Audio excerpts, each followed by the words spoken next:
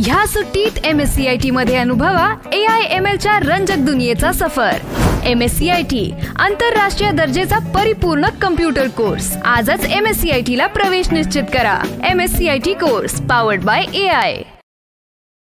महावितरण कंपनीच्या उपअभियंत्याच्या दुर्लक्षितपणामुळे रवींद्र पांडुरंग पाटील या कंत्राटी पद्धतीने काम करणाऱ्या कामगाराचा शॉक लागून मृत्यू झाल्याची दुर्दैवी घटना शनिवार दिनांक 27 एप्रिल रोजी उरण तालुक्यात घडली आहे। याबाबत बेजबाबदार असणाऱ्या महावितरण कंपनीचे उपअभियंता राहुल शिंदे यांच्यावर कारवाई करण्याची मागणी जनमानसातून करण्यात येत आहे।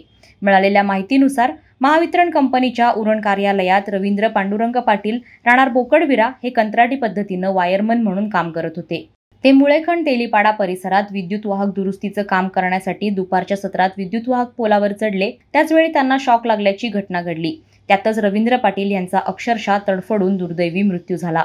ही घटना घडली त्यावेळी उपअभियंता राहुल शिंदे यांनी खबरदारी म्हणून विद्युत पुरवठा खंडित का केला नाही? विद्युत पुरवठा सुरळीत चालू असताना उपअभियंता राहुल शिंदे यांनी रवींद्र पाटील यांना काम करण्यास मनाई का केली नाही?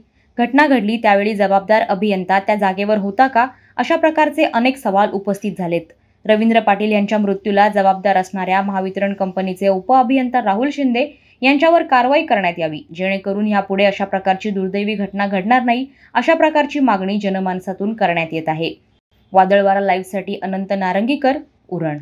नवी मुंबई व रायगड जिल्ह्यातील ताज्या बातम्या आणि घडामोडींसाठी सबस्क्राईब करा वादळवारा लाईव्ह चॅनल आणि दाबा बेल आयकॉन।